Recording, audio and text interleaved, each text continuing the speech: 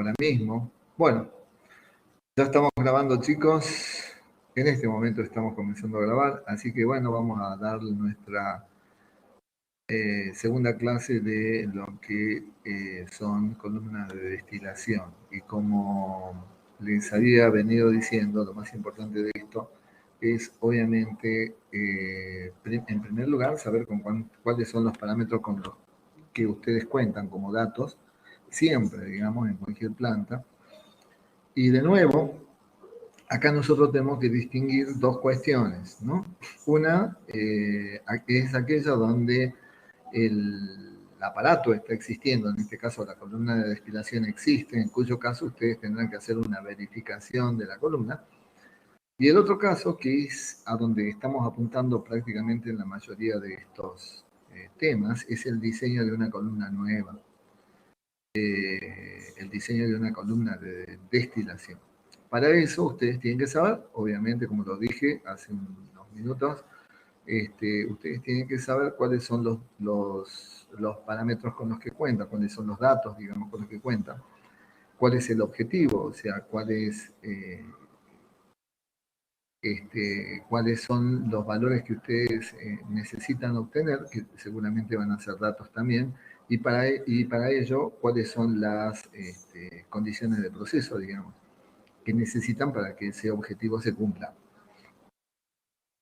Entonces, en la columna de destilación, ustedes ya saben, el objetivo va a ser calcular la altura de la columna de destilación, y para calcular la altura de la columna de destilación, ustedes tienen que calcular el número de platos de una columna de destilación. Con el número de platos, ustedes, con todos los heurísticos que tenemos a mano, de muchos años de diseño en este tipo de operaciones, vamos a tener la altura que hay entre plato y plato, y conociendo el número total de platos vamos a conocer la altura, por lo menos la altura operativa de los platos. De ahí en más vamos a ver cuál es el espacio que ocupa la parte superior y cuál es el espacio que ocupa la parte inferior, o sea, la parte de condensación y la parte de calentamiento. Con eso terminamos definiendo la altura total de la columna de destilación. Entonces, siempre el objetivo del diseño de una columna es la altura total. O sea, que ustedes digan perfectamente, necesitamos una columna de tanto de altura, están prácticamente diciendo cuál es la columna que están usando. Obviamente que para calcular la altura total, ustedes tienen que conocer el número de platos o, en todo caso, la altura del relleno. Cuando veamos las columnas de relleno, vamos a ver que también la altura total es igual a el número de unidades de transferencia por la altura de la unidad de transferencia. En este caso no, en este caso en las columnas de platos ustedes solamente van a tratar de definir el número de platos y obviamente a partir de allí sacar o obtener la altura total de la columna. Bueno, vamos a ver un video que yo quiero que lo vean con muchísima atención, porque este video nos va a permitir a nosotros conocer cuáles son estos parámetros, estas variables de las que estamos hablando. ¿Ah? Así que bueno, yo voy a compartir pantalla ahora con todos ustedes para ver este video con sumo cuidado. Es largo el video, así que lo veamos con sumo cuidado. De todos modos, yo no me voy a adelantar en este tema, así que lo más probable es que analicemos este video y ya desemboquemos en todas las ecuaciones en la clase que viene, porque si no, no se entiende nada. Y la verdad que el objetivo es que ustedes entiendan todo, digamos. Hasta acá creo que venimos bien, hemos venido concatenando un montón de equipos alrededor del motor principal, que son los bombos. Y a partir de allí hemos tocado ya un montón de operaciones industriales u operaciones básicas, según se trate. Bien, vamos a compartir pantalla. Ahí estamos compartiendo pantalla. Vamos a entrar un ratito a YouTube. Si hay algún problema me avisan. Por favor avisen si no puedo, si no se ve, pero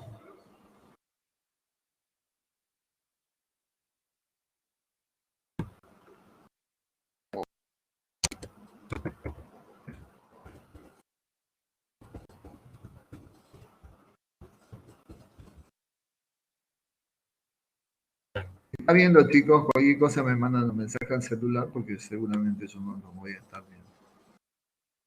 Bueno, habíamos visto en la última clase que las columnas de destilación fundamentalmente se habían diseñado para separar equipos que tenían dentro de una solución de multicomponentes y que cada uno de estos componentes dentro de la solución estaba identificado por un determinado grado de volatilización.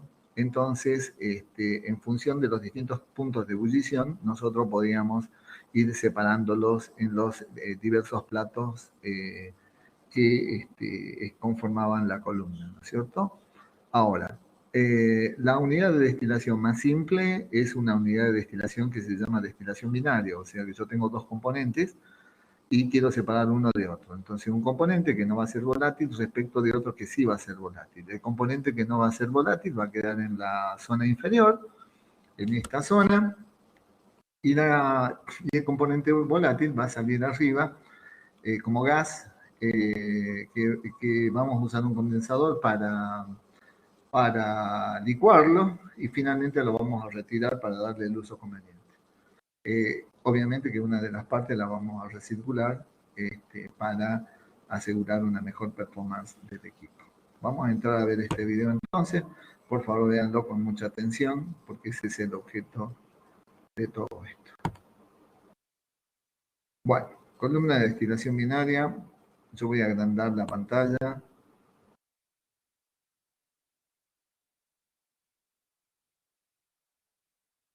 De la Universidad Nacional de San Agustín.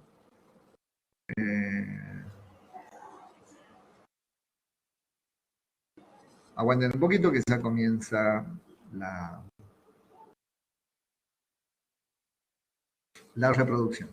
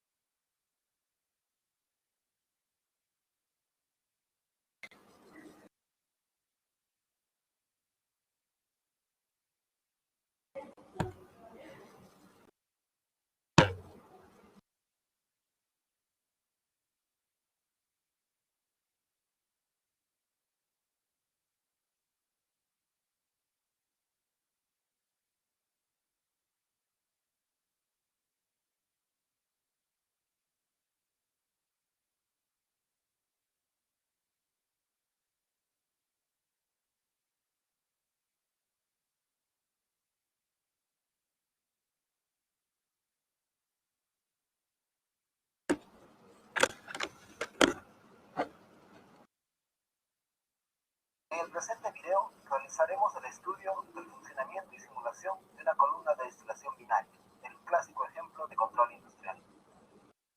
El objetivo de una columna de destilación binaria es el de separar una mezcla líquida de dos sustancias con distintos grados de volatilidad, obteniendo como producto dos flujos, a los que llamaremos destilado D y sedimento B, por bottom, denominación en inglés. Para comprenderlos, definiremos concentración de una mezcla como la fracción molar o másica del componente más volátil, o sea, en qué porcentaje está presente en la mezcla el elemento más volátil. El destilado es una mezcla que tiene una concentración muy alta, cercana a 1, por lo que es casi el elemento más volátil puro. El sedimento tiene una concentración cercana a 0, y es casi el elemento menos volátil puro. Como ejemplo podemos considerar la separación de una mezcla de alcohol con agua. Una columna de destilación binaria consiste básicamente en un sistema de condensación, otro de rehervido, y una pila de platos encerrados en un recipiente que viene a ser la columna propiamente dicha. La estrategia de separación consiste en hacer caer la mezcla líquida de plato en plato para que se evapore paulatinamente, mientras el vapor sube y sale por la parte superior. Dado que la evaporación depende del área de contacto entre el vapor y el líquido, justamente con cada plato se busca maximizar esta área de contacto. Básicamente el funcionamiento es el siguiente. La mezcla se vierte a media columna y esta llena y rebalsa los platos hasta que alcanza el fondo, en donde se evalúa si su concentración es lo suficientemente baja. De no ser así, pasa al rehervidor para ser vaporizada forzosamente. El vapor es devuelto a la columna y comienza a ascender, provocando más evaporación a su paso, hasta que sale de la columna. Es condensado y se evalúa si su concentración es lo suficientemente alta. Caso contrario, es reinyectada a la columna en forma líquida con el nombre de reflujo.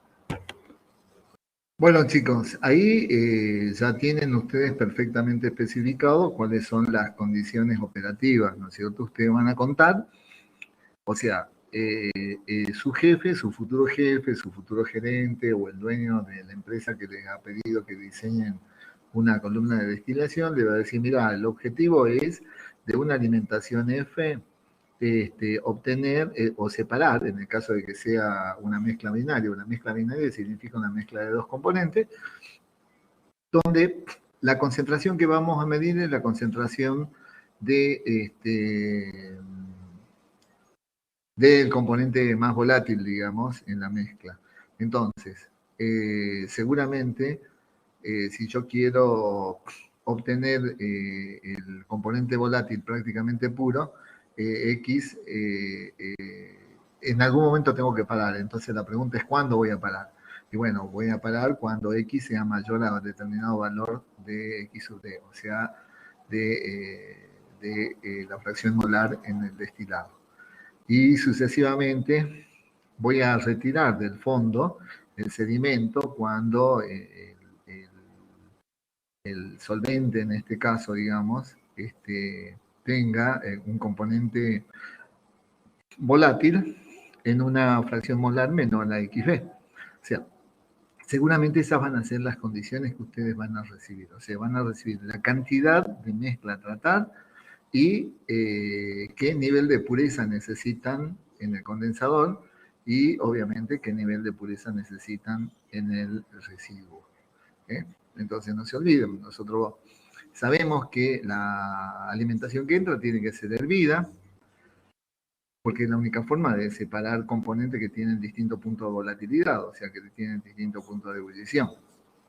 Por ende, vamos a necesitar la participación de un fervidor. Acá vamos a calentar el agua, va a ir subiendo el elemento más volátil y se va a cruzar con la alimentación para mejorar la separación. Entonces, por la parte superior, vamos a sacar el componente más volátil y por la parte inferior el menos volátil, en el caso de que sea una mezcla binaria. Y en la parte superior vamos a tener un condensador que obviamente lo que busca es recuperar parte de la energía, porque no lo vamos a guardar como vapor, lo vamos a guardar esto como líquido, y esa energía seguramente la vamos a usar para precalentar la alimentación. Creo que está claro, ¿no? La necesidad de que una columna de destilación está conformada no solamente por la columna en sí, sino también por un equipo que es un servidor, que es un intercambiador de calor, y otro intercambiador de calor que es que es el condensador.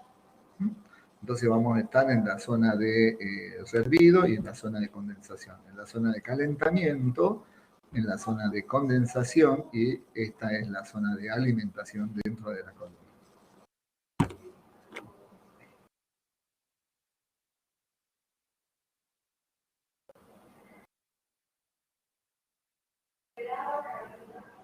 Vamos a seguir viendo el video. Discúlpenme porque lamentablemente los problemas de internet son así.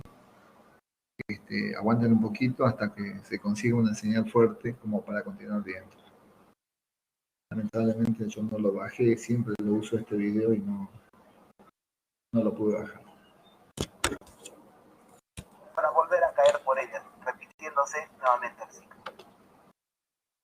Cuando finalmente el vapor condensado alcanza la concentración deseada, es retirado del ciclo. Vamos a rever de nuevo desde la parte anterior, mejor dicho desde el inicio, porque me interesan a mí las condiciones de operación. El clásico ejemplo de control industrial. El objetivo de una columna de destilación binaria es el de separar una mezcla líquida de dos sustancias. Ese es el objetivo.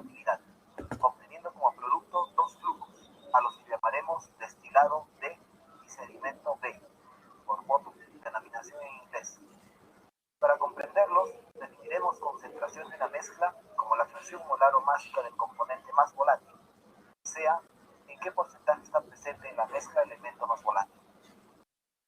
El destilado es una mezcla que tiene una concentración muy alta, cercana a 1, por lo que es casi el elemento más volátil puro. El sedimento tiene una concentración cercana a 0 y es casi el elemento menos volátil puro. Como ejemplo podemos considerar la separación de una mezcla de alcohol con agua. Una columna de destilación binaria consiste básicamente en un sistema de condensación, otro de rehervido y una pila de platos encerrados en un recipiente que viene a ser la columna propiamente dicha. La estrategia de separación consiste en hacer caer la mezcla líquida de plato en plato para que se evapore paulatinamente, mientras el vapor sube y sale por la parte superior. Dado que la evaporación depende del área de contacto entre el vapor y el líquido, justamente con cada plato se busca maximizar esta área de contacto. Básicamente el funcionamiento es el siguiente.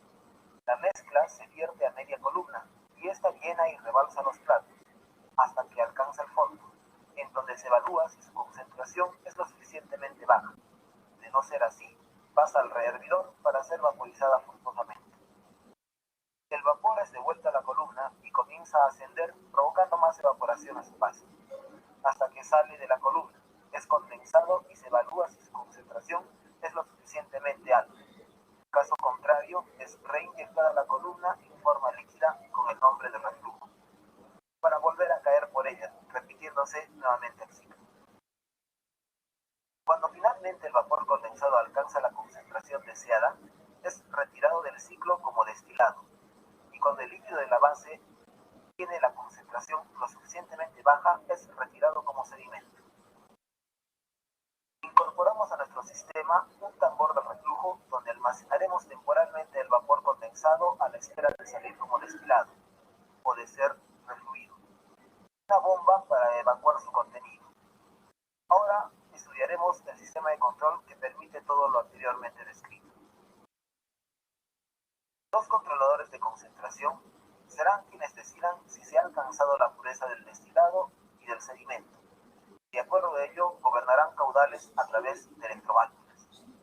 En la parte superior, el controlador de concentración AC01 compara el valor de la concentración del vapor condensado con el valor establecido por el usuario como set point. De acuerdo a esto, puede o bien determinar que salga del ciclo, gobernando el caudal de destilado D, o bien determinar que refluya a la columna, gobernando el caudal de reflujo R. Para nuestro sistema se elige gobernar el reflujo. Por tanto, el caudal de destilado se utiliza para mantener el balance de masas en el tambor de reflujo, mediante un control de nivel ordinario. Es decir, para evitar que el tambor de reflujo se llene del todo o se quede vacío. En la parte inferior, el controlador AC02 hace lo propio con la concentración de líquido en la base y otro valor de set point. Decide o bien si este sale del ciclo como sedimento o bien si es rehervido. Para nuestro caso se elige gobernar el caudal que es rehervido, o sea, el caudal de vapor V. Lo representamos teóricamente mediante una electroválvula. Teóricamente, pues en la práctica, en un sistema industrial, esto no resulta aplicable por razones económicas, sino que se controla cuánto calor se transfiere al líquido mediante el rehervido, manipulando la cantidad de combustible que lo produce. De esta manera se gobierna indirectamente el caudal de vapor que se genera utilizando solo el combustible necesario para ello. Sin embargo,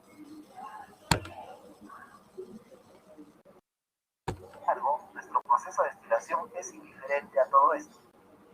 Podemos representarlo de forma equivalente por una electroválvula en el caudal de vapor que se genera en el rehervidor. Entonces, el caudal de sedimentos B se utiliza para mantener el balance de masas en la base de la columna. Cabe resaltar que el usuario coloca un valor de set point en cada uno de los dos controladores de concentración, definiendo de esta manera cuán puros desea el destilado y el de sedimento. Adicionalmente, coloca también los valores de set point de los controladores de nivel, pero estos son solo parámetros en el proceso de destilación en sí. Lógicamente, se puede utilizar controladores de caudal en cada uno de los caudales controlados, pero esto es solo para hacer más precisa su manipulación, por lo que continuaremos nuestro análisis sin ellos. El caudal de vapor puede considerarse constante a través de toda la columna, pues consideraremos el proceso de evaporación en cada plato un rebose equimolar, lo que significa que cada molécula gaseosa, al condensarse, entrega igual cantidad de energía que la que absorbe una molécula líquida al evaporarse. Bueno, chicos, eso es lo más importante en la resolución de las columnas de destilación. Y es esta condición de transferencia de masa equimolar o equimolecular. Eso es importante porque es lo que nos liga fundamentalmente a la parte del fenómeno de transporte para poder resolver y diseñar la columna.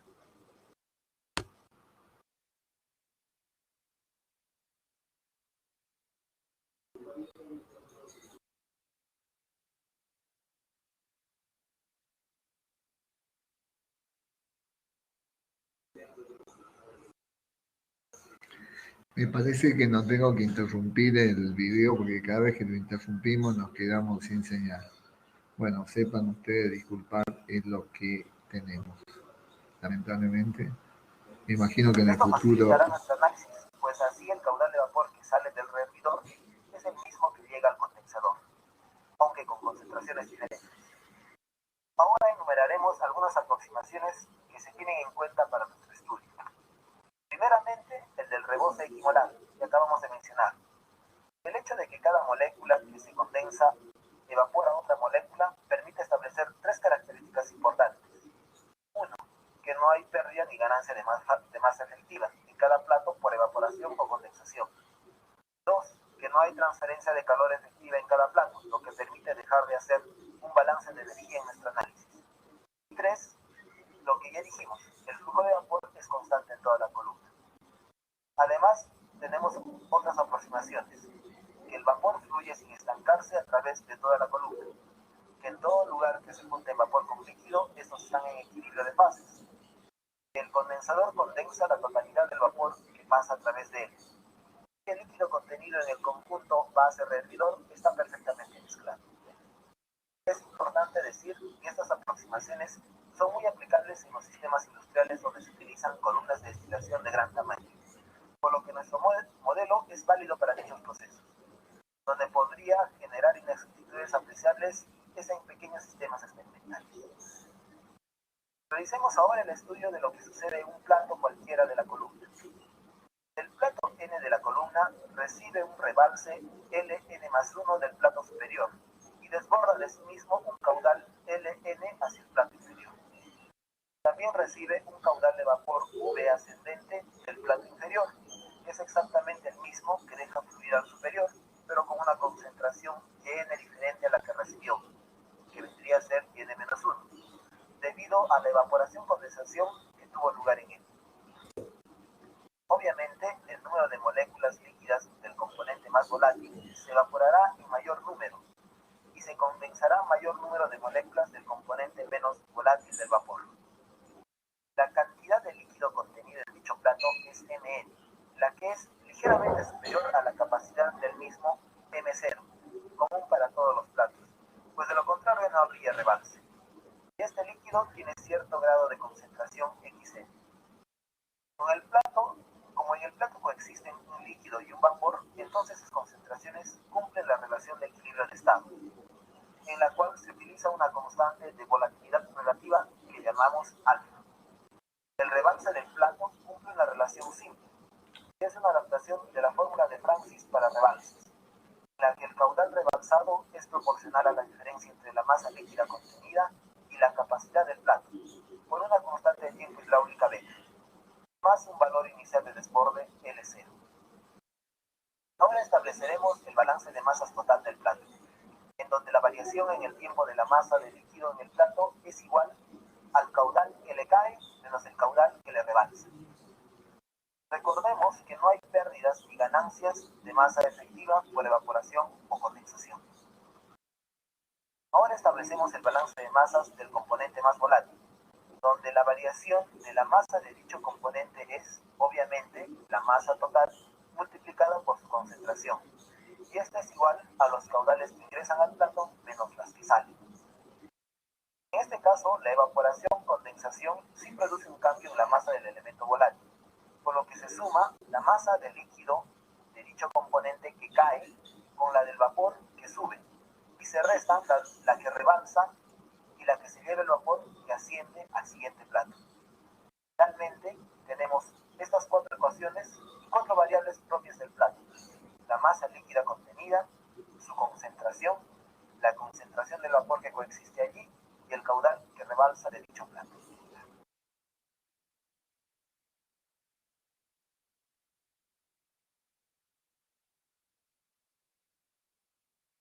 El plato al que llegue el caudal F de mezcla nueva con concentración Z lo denominaremos como plato número NF. El balance de masas es el mismo, pero agregando estas perturbaciones. Puesto que ingresan al plato, adicionamos F al balance de masa total y F por Z en el balance de masas del componente volátil. Luego identificamos algunas variables ya conocidas en algunos platos especiales, que vienen a ser el último y el primero. En el último, el vapor que le llega es el vapor que sale del rehervidor, el cual está en equilibrio de fases con el líquido de la base, y denominaremos su concentración como YB. En el primero, el caudal que le cae es el reflujo R, y su concentración es la misma que la del destilado XD. De forma similar, estudiamos lo que sucede en el conjunto base-rehervidor. Aquí coexisten el vapor y el líquido, por lo que también se aplica la fórmula de equilibrio de estados.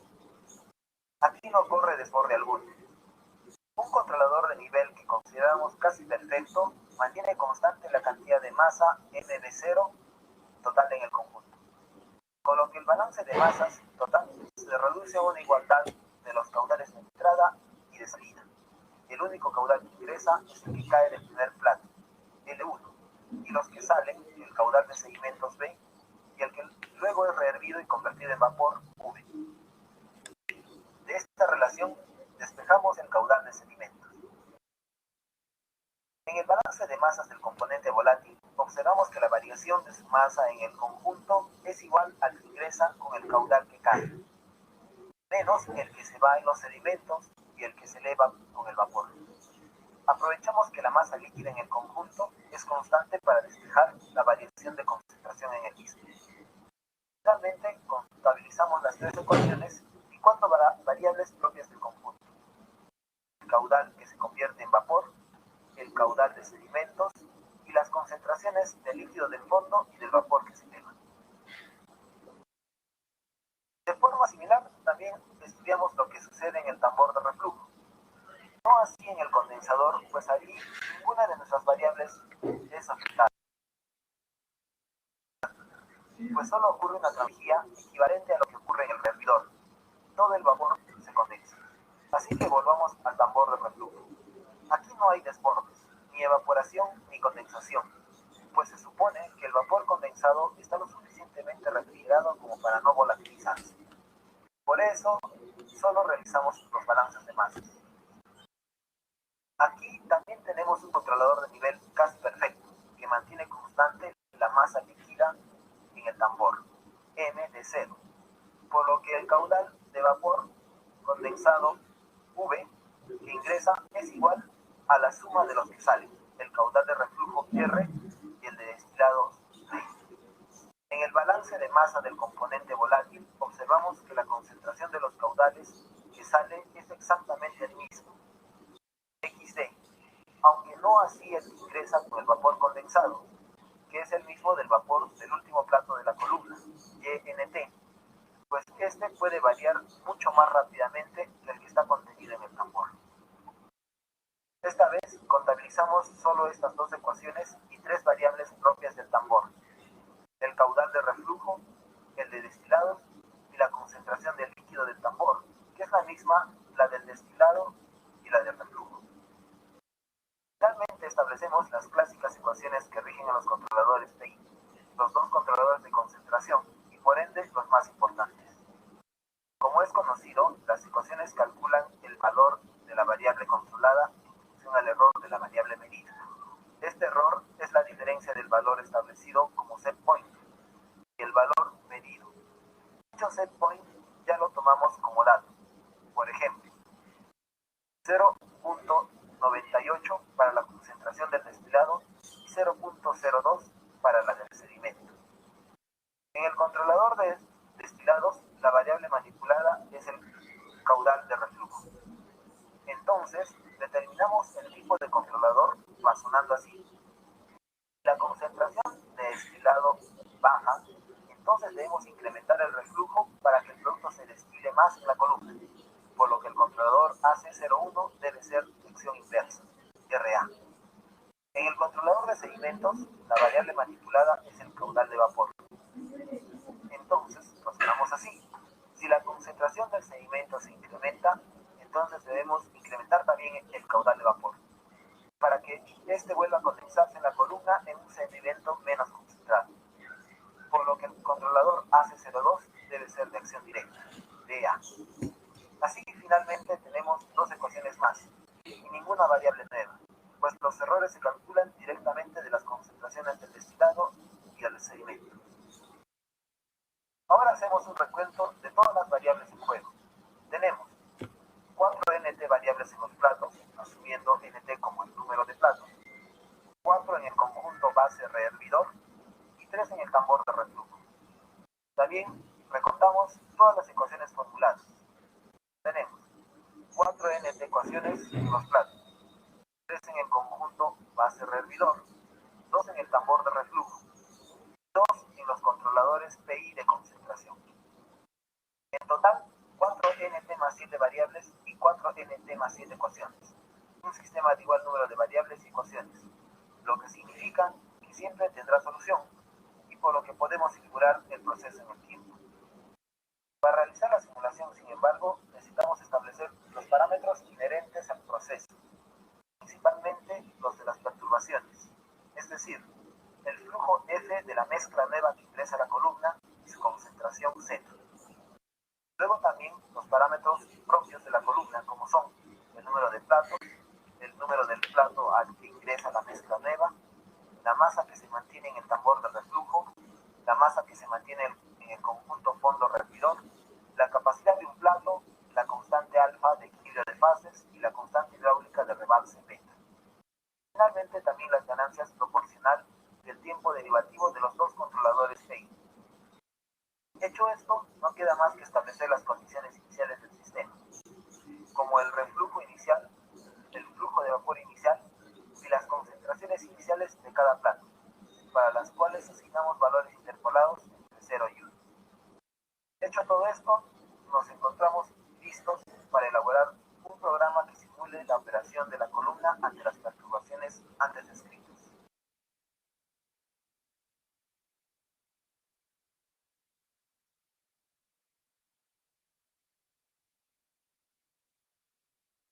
Ahora pasaremos a la construcción del programa de simulación de la columna de estilación binaria, para lo que utilizaremos MATLAB. Primero elaboraremos el diagrama de flujo que muestre el orden en el que se ejecutarán las múltiples operaciones de nuestro programa. Iniciado el programa, se solicitarán las perturbaciones, que son el flujo F de ingreso de nueva mezcla a la columna y su concentración Z. Luego definimos las constantes y establecemos las condiciones iniciales del sistema. Ahora establecemos de qué manera y en qué orden hemos de operar a través del flujo del tiempo una a una todas las ecuaciones que obtuvimos del estudio de la columna de estilación binaria. Lo que haremos es resolver el sistema de 4NT más 7 ecuaciones con 4NT más 7 variables, cada pequeña variación de tiempo delta, tan pequeña que pueda ser considerada como una diferencial de tiempo.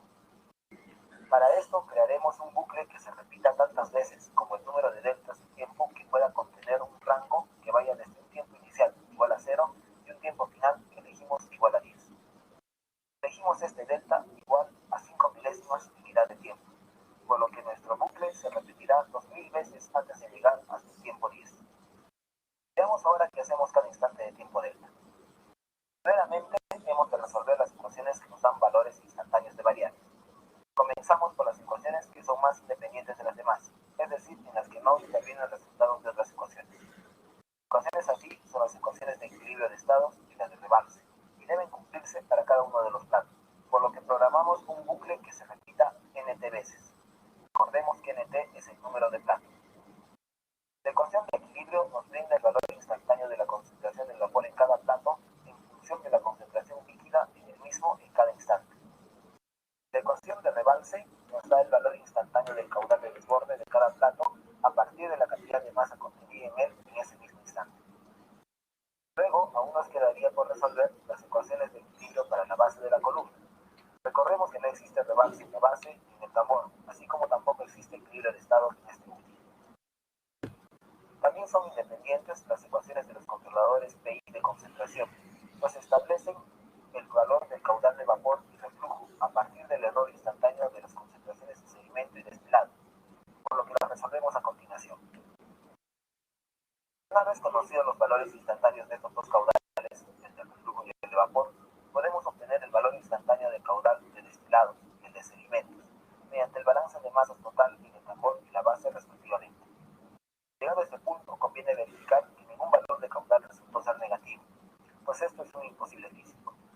Para ello, utilizaremos una condicional y de darse el problema, imprimimos un mensaje de error y finalizamos el proceso. Una vez que agotamos las ecuaciones que arrojan valores instantáneos de variables, continuamos resolviendo las ecuaciones que nos dan valores de variaciones de variables en instantes de tiempo. Cuando la variación de tiempo delta es lo suficientemente pequeña, como en nuestro caso, puede considerarse como una diferencial de tiempo, y estas variaciones de tiempo vendrían a ser las derivadas de la variable respecto al tiempo, comúnmente conocidas como tasas, las cuales representaremos por el sufijo doble. Estas ecuaciones son todas las de balance total y por componente, a excepción de las que ya hemos resuelto. Comenzamos entonces por el balance de componente en la base, obteniendo la tasa de concentración del sedimento. Luego, en cada plato hacemos cumplir el balance de masa total, obteniendo la tasa de la masa contenida. El balance de componente, obteniendo a su vez la tasa de la masa del componente volátil. Esto obviamente lo repetimos para cada plato, mediante un bucle que se repite n veces. Finalmente, nos falta solo hacer cumplir el balance de masa del componente volátil en el tambor de reflujo, con lo que obtenemos la derivada de la concentración del destilado. Llegado a este punto, tenemos ya todos los valores instantáneos que nos interesan: el caudal de reflujo, el caudal de vapor y los valores de concentración de destilado y de sedimento antes de ser actualizados con sus derivadas para el siguiente instante de tiempo. Por tanto, podemos imprimirlo. Pero si imprimimos cada ciclo, o sea, cada instante delta de tiempo, tendremos 2000 valores para cada variable, lo cual es un buen número para simular de ser una gráfica, pero es demasiado para ser visualizado en una lista, por lo que imprimiremos solo cada cierto intervalo de tiempo, el cual evaluamos con esta condicional. Ahora nos toca actualizar cada variable con su derivada hallada previamente, para que se encuentre lista a ser manipulada el siguiente ciclo. Actualizamos primero el valor de la masa líquida contenida en cada plato, así como la masa del componente más volátil en el mismo, y a partir de estos dos, la concentración del líquido líquido. Utilizaremos el método de Euler para llevar a cabo esta actualización, la cual consiste en agregar al valor actual de la variable el valor de su tasa o derivada en el tiempo, multiplicado por la diferencial de tiempo, o sea, delta. Mediante este método actualizamos las tres variables funcionales y verificamos que la concentración hallada está dentro del rango permitido, pues la concentración es un valor que no puede ser mayor que 1 ni menor que 0. De darse este imposible físico, tendremos que imprimir un mensaje de error y terminar el proceso. Toda esta actualización la tenemos que realizar para cada uno de los platos, por lo que programamos un bucle que se repita n veces. Luego pasamos a actualizar con el mismo método los valores de la concentración del sedimento y del destilado. Finalmente haremos la integración de los errores de ambas concentraciones, necesaria para los controladores PI, utilizando una vez más el método de Euler. El valor del integral del error es igual al valor actual de dicho integral más el valor del error multiplicado por la diferencial de tiempo, delta. Aquí terminan las operaciones del gran bucle. Lo único que queda por hacer es actualizar el valor del tiempo, sumándole su diferencial delta, simulando de esta manera el flujo del tiempo. Luego verificamos que aún no hayamos llegado al tiempo final para comenzar un nuevo ciclo. De lo contrario, salimos del bucle y damos por finalizado el programa.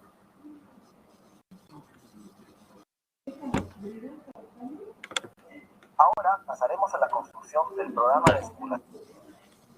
Bueno, el tema del programa se escapa a nosotros, así que eso no lo vamos a ver. Lo importante de este video es que entendamos cuáles son, lo que dije, los parámetros que definen las condiciones para el diseño, cuáles son obviamente las condiciones de servicio que necesitamos para lograr esos objetivos y fundamentalmente para poder diseñar la columna.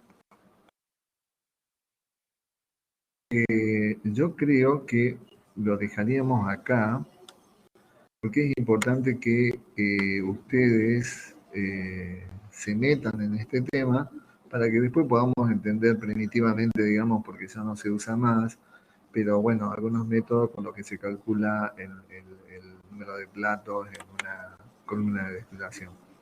Eso lo van a tocar ustedes en la parte del seminario, seguramente será la otra semana. Y seguramente yo tocaré algunos temas más de índole general que lo vamos a hacer el miércoles de la semana que viene. Bueno, chicos, hasta acá llegamos. Si hay alguna pregunta, o las guardamos mejor para cuando ya desmenucemos esto que acabamos de ver, que fue bastante largo, pero bueno, había que verlo porque ayuda un montón a que ustedes vean cómo opera una columna de destilación y cómo se presentan las distintas variables a jugar el rol en la columna de destilación. Bueno, si no hay pregunta, buen fin de semana. Chicos, nos estamos viendo. Estoy escribiendo acá, buen fin de semana a todos. Hasta luego, Matías. Chao, hasta luego. Chao, chao, chao.